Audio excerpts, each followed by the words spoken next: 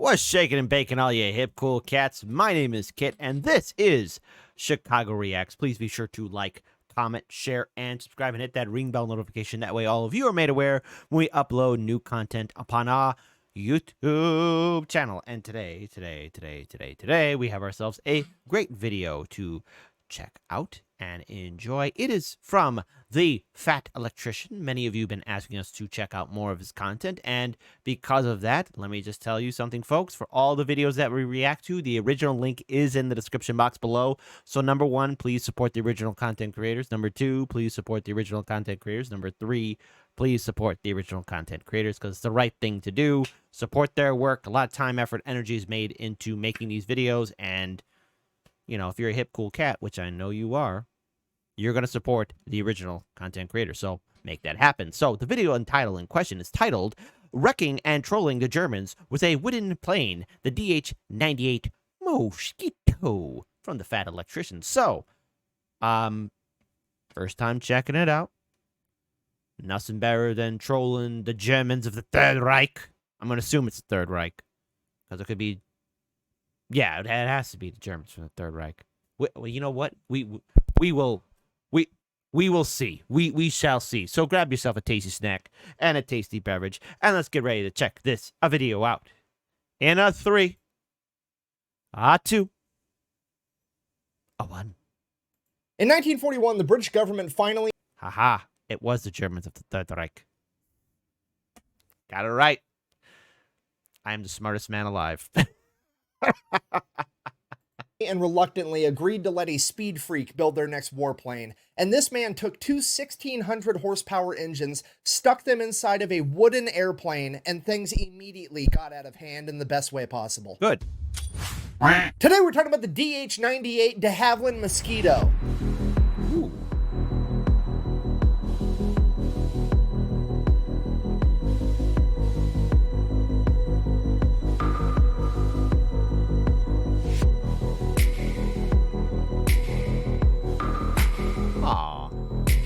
Berlin Express with care.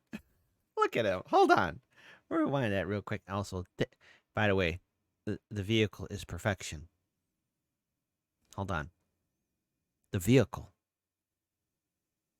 is perfection. Oh, look at this right here. Look at that. Look at that guy. Look at that guy. I don't know who he is. Hey, viewing audience member, if that's your grandpappy, say, hey, that's granddad trolling the Germans. Love you, granddad. Look at that. Yeah. He's a little heart right there. Yeah. We got a little Godzilla right here. There you go. All right. Look at that. Perfection. And while the official nickname is the Mosquito, it also goes by the Mossy, the Loping Lumberyard, the Wooden Wonder, and the Timber of Terror. And when something has that many different nicknames, you know it's going to be good. And just like so many other stories, this story too begins with a word from our sponsor, because this video is brought to you by my favorite sporting goods store, Shields. They've got a bunch of really cool retail locations all across the United States, and an even better online store where you can get pretty much anything that has anything to do with going outside or being physically active. Or beef jerky. They have a bunch of beef jerky too. Yeah, beef jerky is pretty good. That's a reason to go. Anyways, if you use the link on my website or in the description down below, you're going to get free shipping on your order. Let's get back to this video. Our story begins in 1909 with Sir Geoffrey de Havilland. He is 27 years old, he just got married, and he has spent his entire life working on, building, and designing cars and motorcycles. But now, they're just not fast enough. There's this new thing out, airplanes, and they can go even faster. So naturally, he's got to get him one of those. The only problem is, building a plane, as I'm sure you can imagine, costs a lot of money, even back then when they were just biplanes. Okay. So where's he going to get all this money? Well, he's going to do exactly what any self-respecting man would do. He's going to go to grandma for a 0% interest loan. Aww. Hey, shout out to the grandmas that believe in the dream. When I say a 0% interest loan, I mean he goes to his grandmother and asks for a, and I quote, advance on his inheritance. Straight up, Grandma, you need to fucking die or front me the money because I'm trying to make history over here. So Grandma, being the gangster that she is, decides that she's going to give little Jeffrey £1,000 for his airplane project. Oh. Now, Full stop. 1,000 pounds. You're like, oh, $1,000. That's a lot of money. No, this is 1909. 1,000 pounds back then is equivalent to like almost $200,000 American. Yo! Oh, that's right. It was. Yeah. Back then, money meant something. Oh, God. Back then, money meant something. Well. Yeah. All right. I kind of hurt myself with that one. Okay, like grandma is apparently loaded. So he gets all this money and he begins designing and making his own airplane. And after 2 long years, the day finally comes that his airplane is finished and it's finally ready for its first flight. So he hops in, takes his plane up into the sky, and everything goes absolutely perfect right until he crashed it. The plane is completely destroyed, and like every other speed freak and race car driver I've ever met in my entire life, de Havilland just crawls out of the wreckage and was like, that's fun, let's do that again. He then proceeds to make his very own aircraft manufacturing company. Fast forward a couple of decades, de Havilland owns a very successful airplane company, and it's the early 1930s, and everybody is beginning to make their planes out of metal, but de Havilland isn't having it because he thinks that making planes out of metal is dumb. Obviously, I'm paraphrasing. Brilliant. I already love this person. That's right. Stand against modern thinking and embrace tradition. Phrasing here, but he's basically like, metal weighs more than wood, which means that my plane is going to be slower by making it out of metal. Why on earth would I do that? To which the entire aviation community basically yells at the guy like, well, metal is stronger than wood, duh. And he's like, fucking, it's an airplane. What? Just don't run it into shit. It'll be fine. If you want strong, go build a tank. What are we even talking about here? Have you ever seen a fucking squirrel with knight's armor on? No, it doesn't make any fucking sense. So de Havilland's like, fine, I'm just gonna have to prove it to these people. 1934, they're gonna have the McRobertson Air Race. It's 11,200 miles from England to Melbourne, Australia. You have to fly all the way there. Whoa. Take any route you want. You can stop to refuel as many times as you want. Okay. There's this huge cash prize of 15,000 pounds. All the fastest airplanes on the planet are going to show up and try to win this race. So de Havilland creates a DH-98 Comet, ends up being the fastest plane in the world at this point in time, and obviously wins this race. And obviously, nobody cares because it's made out of wood, and they said that that's dumb. So nobody's going to learn anything from the point he just proved. Fast forward 1936. Wait, so he what? Yo. Oh my God. Hold on. So, okay, so wait a minute. Hold on. So, in other words, hold on, rewinding. So, in other words, all the way from London to Melbourne, Australia. Look how far that is. Look how crazy that is. Especially back then during that time. And he did it. And they say, oh, stupid. Wow. You know what, man? Big brain. Loved him. This was perfection. England to Melbourne, Australia. You have to fly all the way there. You can take any route you want. You can stop to refuel as many times as you want. There's this huge cash prize of 15,000 pounds. All the fastest airplanes on the planet are going to show up and try to win this race. So de Havilland creates a DH-88 Comet, ends up being the fastest plane in the world at this point in time, and obviously wins this race. And obviously, nobody cares because it's made out of wood, and they said that that's dumb. So nobody's going to learn anything from the point he just proved. Fast forward 1936, post-World War I, Germany is starting to rearm their entire country. Britain takes note, and they're like, wow, we should build up some weapons too in case they try something. So they put out a bid. They let all the aircraft manufacturers know that they're looking for a twin-engine medium bomber that's capable of carrying 3,000 pounds and cruising at a speed of 300 miles an hour. So there's money to be made with the government contract. All the airplane manufacturers flock to it and start putting in their bids and their designs for their planes. And pretty much all of them follow the conventional knowledge of how to build a bomber at this point in time, which was to have a humongous, powerful airplane made out of metal and absolutely covered in machine guns everywhere, because you need to be able to fire in all directions to fight off all the fighter planes that are going to try to shoot you down. And absolutely everybody follows that basic outline, except for de Havilland. He decided de he's Havilland going to build a plane using a completely different ideology from everybody else. Instead of having a plane that's going to have armor and machine guns and be able to win a firefight in the air against other fighter planes, he's just going to avoid the firefight altogether. Because at the end of the day, the bomber's job isn't to shoot down fighter airplanes, it's to deliver the bomb. He's going to get rid of all the armor, all the machine guns, all the defensive countermeasures that other bombers have, and use all of his efforts to try to get this plane as fast as possible to just be able to outrun the firefight. Because you know what's better than getting shot at and having body armor on? Not getting shot at. Exactly. Hey, listen. What I would call this bomber, it's called the quick morning dump, you know? You got to do your pregame dump. You're not there to talk. You're not there to make friends. You quickly run to the stall, drop a bomb, and get right back to work. Okay, none of that made any sense. But listen. That bomber's job is just to drop the load and then mosey on out at night. That's the Chicago way.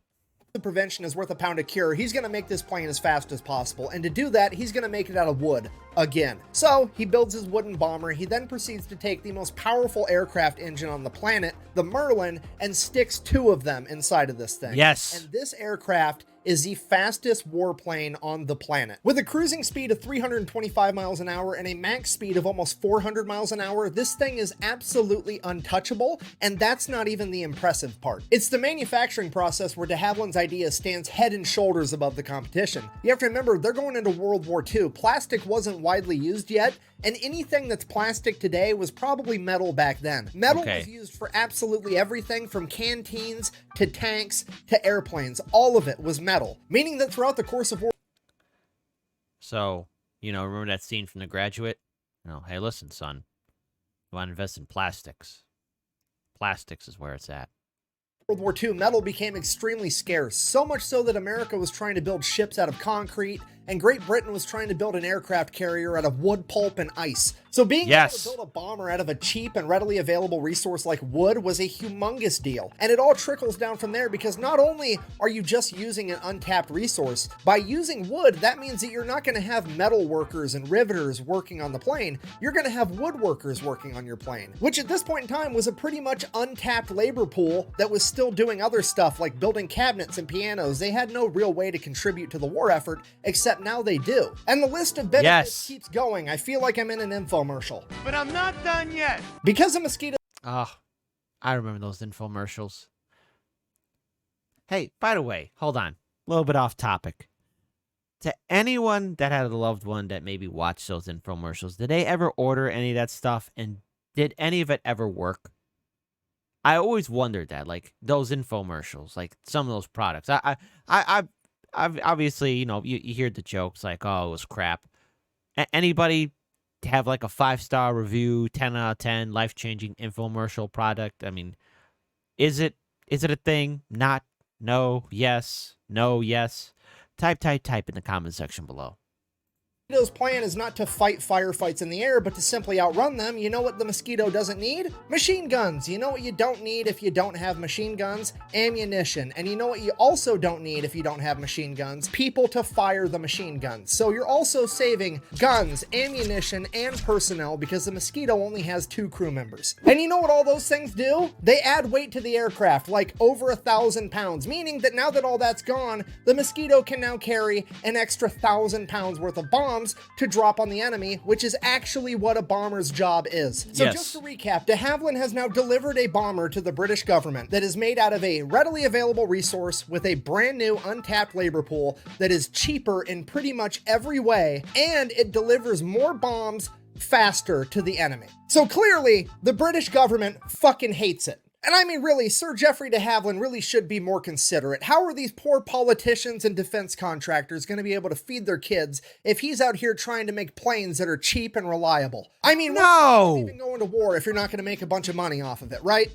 Look, I guess I'm just glad it's not a uniquely American thing for this to happen. So all the other aircraft manufacturers are talking smack about de Havilland's idea. They're saying that it's basically a...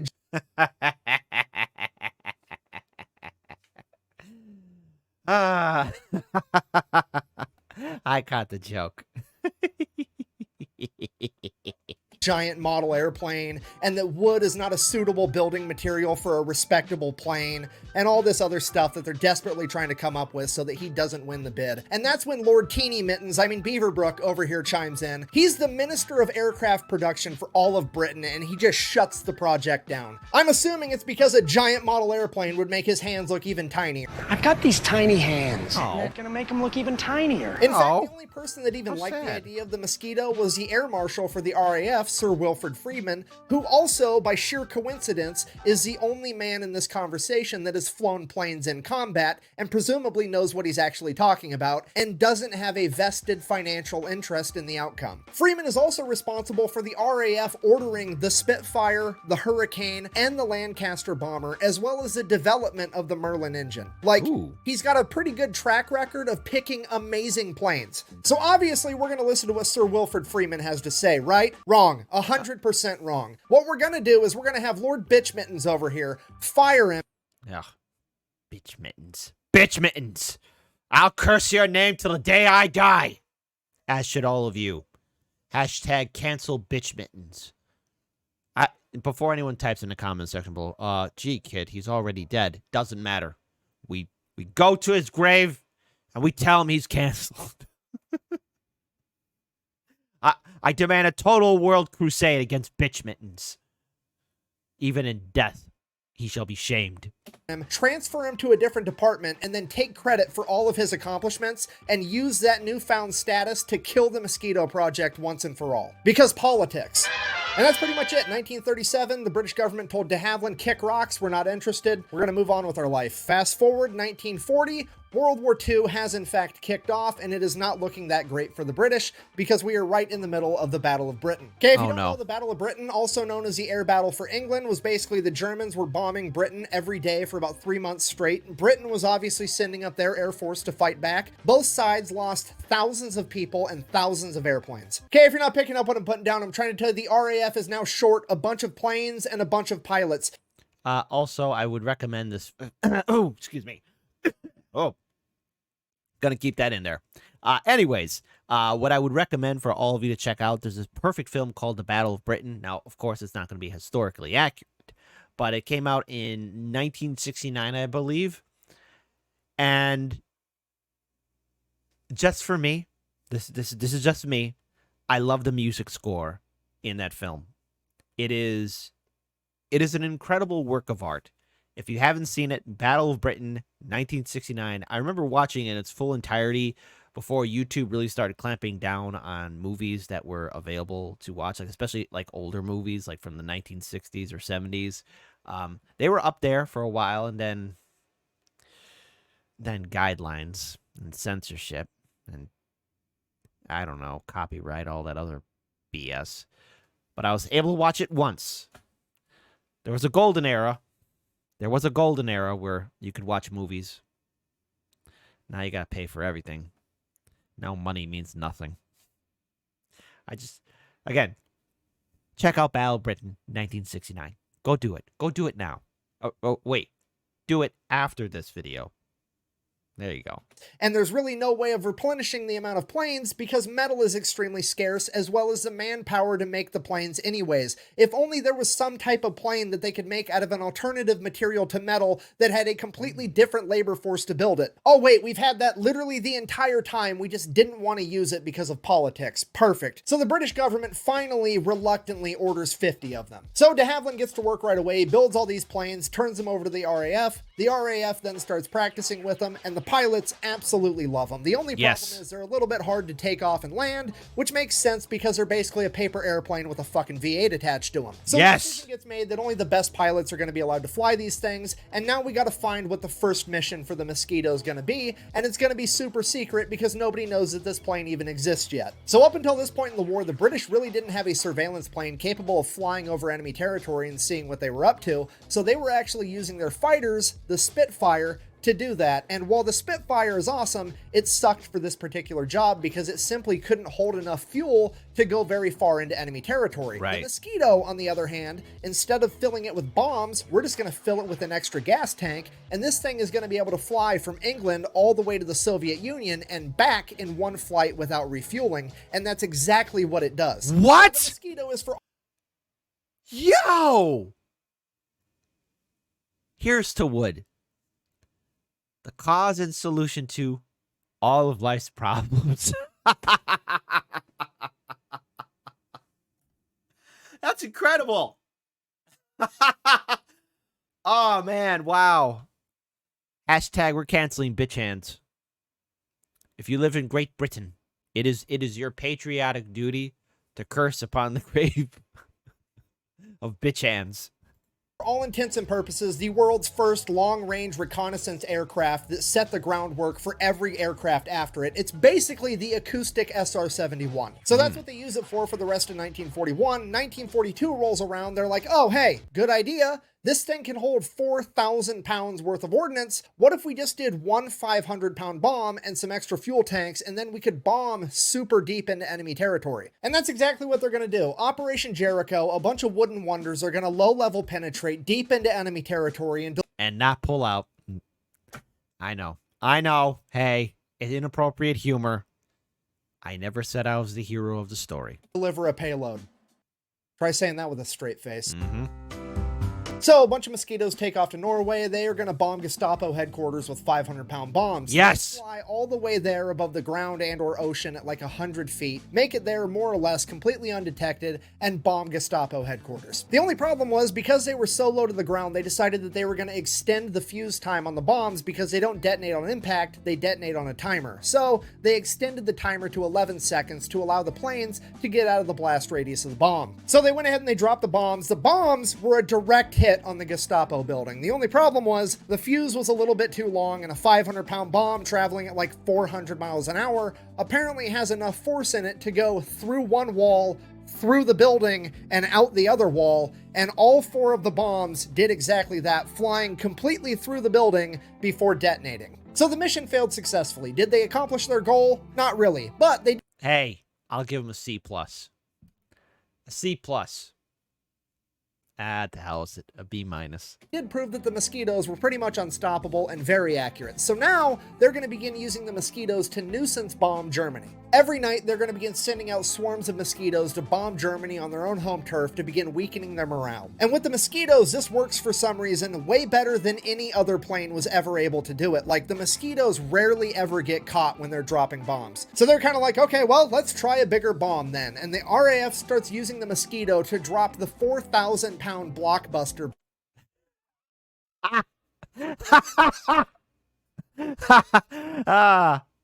Happy Christmas, Adolf. From your friends from Allied headquarters. Bomb on Berlin. They then proceeded to do that every single night for 220 nights straight, earning As it they the should. nickname the Berlin Express. And then somebody at the RAF finally puts together the fact that maybe the Mosquitoes are so successful at not getting caught on their bombing runs, not necessarily because it's nighttime and not necessarily because they're really fast, but because they're made out of wood, and wood doesn't give off nearly as strong of a radar signature as metal does. Which means it stands to reason that they would have just as much success bombing during the day as they would at night. Huh. I wonder what was going on. Like, they were probably like shooting the shit in the barracks, you know, all of them talking like, man, we keep on doing this. Every single mission successful. They can't see us. They can't do anything, man. Everyone's cracking open beers, smoking cigars, just chilling. And there's that one person in the corner just stroking their chin like, hey, I don't think they could pick us up. And they're all kind of, the music stops. Like, what do you mean? And he's like thinking, nah, just like think about it, right? You know, we've been doing this pretty successful. We're not getting caught. And yeah, it's night. Yeah, we move fast, but they might not even know we're in the air, period. What are you talking about, Johnny? I don't think their radar could pick us up. Let's go in the morning. That's right, brew some coffee. Get your OJ, make some bacon and eggs. Let's do a morning run. That's a brilliant, that's a super sweet power move, Johnny. That's probably not how the conversation went. But if there's a history expert in the chat, type it in the comment section below. What really happened? night, which if successful is going to be extra demoralizing because at this point in time everybody understands that there's never bombing raids during the daylight because the fighter jets would be able to take them out immediately. But in the case of the Mosquito, if they don't get picked up on radar, nobody might scramble the fighter jets until it's too late. So the RAF, with their immaculate sense of British humor, realize that this is a very rare opportunity to troll the enemy that they cannot afford to waste. So British intelligence finds out that January 30th 1943, the Nazis are going to be holding a humongous rally to celebrate their 10-year anniversary of coming to power. It's going to be huge. Hitler's right-hand man, Hermann Göring, is going to be there giving a big speech. They're going to... That fat bastard. His character is absolutely hilarious in Battle of Britain, 1969. Check out that film. Put the entire thing out on the radio waves so the whole country can hear it. It's going to be a huge morale boost to the Nazis. And it probably was right up until the RAF sent out the Mosquitoes and bombed all of the broadcasting towers for Berlin, so the entire country just got to hear explosions, screams, and then the radio cut out. Oh yeah! And then the British turned it into an entire propaganda thing because not only are we hitting you on your own home turf in broad daylight, it's also in a wooden plane. So the Nazis are absolutely furious. They want to retaliate, so they ramp up air raids on Britain. The only problem is they can't really pull them off in daylight, but it is 1943, so they have figured out how to put radar in their individual fighter planes, meaning that the night raids are going to be far more successful than they ever were before. Or so they thought, because guess what? The British have a plane that's pretty much immune to radar. So they take the Mosquito bomber and they turn it into the bomber fighter by putting 4 20mm machine guns in the nose, plus another 4 Browning machine guns in the nose, and then send them out as night fighters, and they proceed to absolutely wreck the Luftwaffe in night combat because they can't be seen by radar, and they have radar to see them. Then, after seeing how incredibly good the Mosquito was at night fighting, the RAF had another brilliant idea. What if they sent out a bunch of Mosquito night fighters to wait above German airfields and then sent out regular bombing raids with regular bombers, and when those bombers got picked up on radar, they would scramble the German fighters to go up and intercept them, but the Mosquitoes would already be above them and literally spawn kill the Germans the second they got... They were camping before camping was a thing. That is the vehicle is perfection. Hold on. Hold on, director. Let me have another cut in 3, 2, 1. The vehicle is perfection.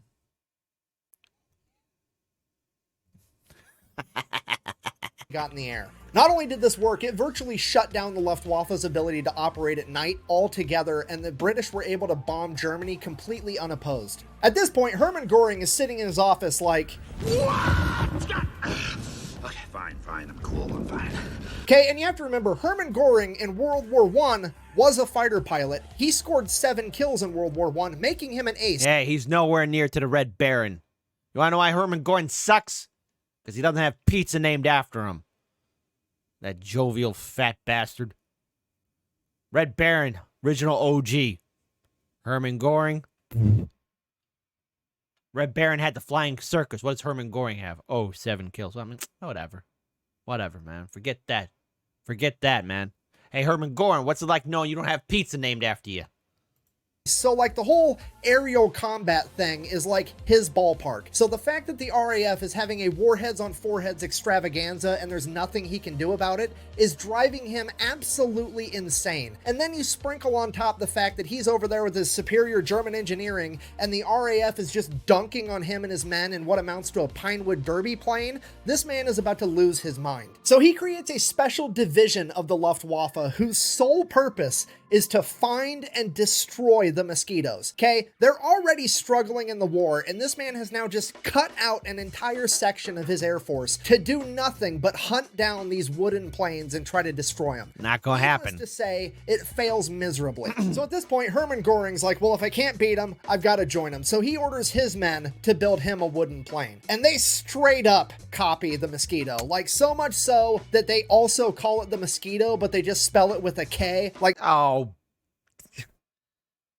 Oh, that is thievery. What? See, I'm not angry. I'm just furious. I hate that. That is plagiarism right there. Like straight up, yeah, you can copy my homework, but make it look a little bit different.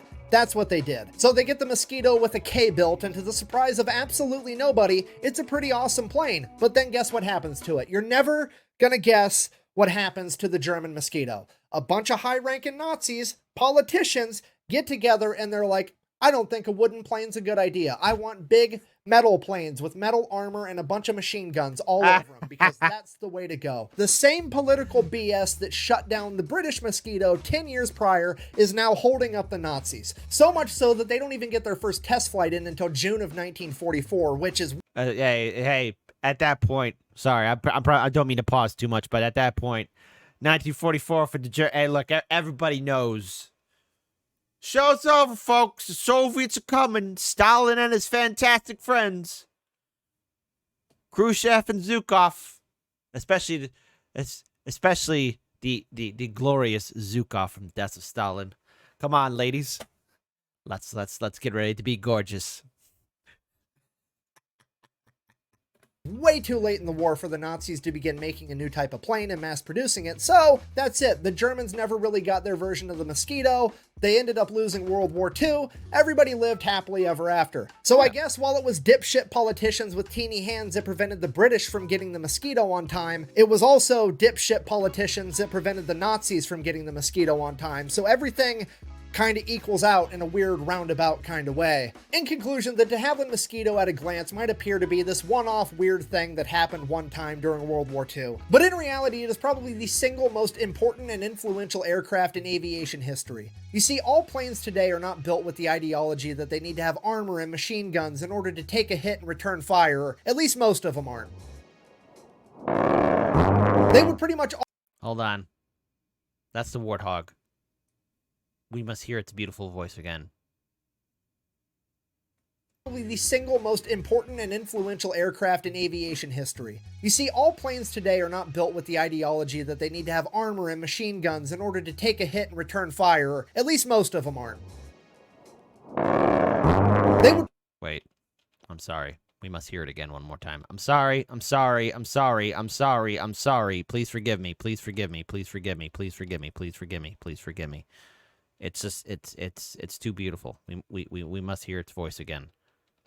They would pretty much all much rather be so fast that they can't be caught, or so sneaky that they never get seen. And that entire strategy was pioneered by a wooden plane in World War II known as a de Havilland Mosquito. Thank you for watching. Best way to support the channel is go buy some merch over at thefatelectrician.com. Quack bang! Out. Also, the more I study history, the more absolutely positive I become that all politicians are morons, and I'm pretty sure the only reason they have to run for office is because they can't walk and chew bubblegum for office. Well, he's not wrong. Okay, no, seriously. It's like the saying, oh, you can lead a horse to water, but you can't make him drink. Ha ha ha. Except the horse is somehow your boss that you're, for some reason, partially responsible for hiring, but also you have no authority to fire. And now the horse is like making all these amazing stock trades with top secret information that only the horse could know, which is illegal, but also the horse gets to determine what's illegal, so you have no standing to do anything about it, even though you hired the horse and now you can't fire it.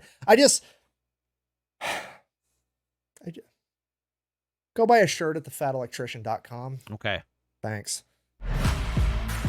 I hear you. I hear you. I hear you. First of all, one, just a little bit being serious. Yes, our politicians are doing insider trading, which is illegal. And if any of you were even do a fraction of what those bastards are doing, you'd never see the light of day ever again. All right, serious part over. But seriously, it's illegal what they're doing. But now let's go back to funny, because that's why we're here.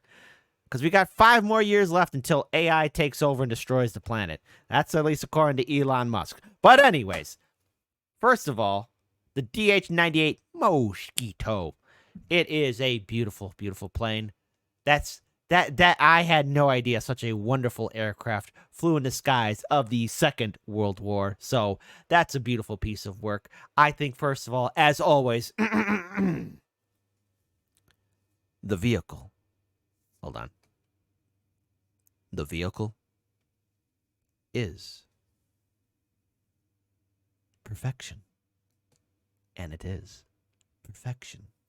So, as always, folks, please be sure to like, comment, share, and subscribe. Hit that ring bell notification. That way you're made aware when we upload new content upon our YouTube channel. And also, please, please, please, please, please support the original content creator, the fat electrician. The original link is in the description box below. I'm up out of here. Drink water. Keep on winning.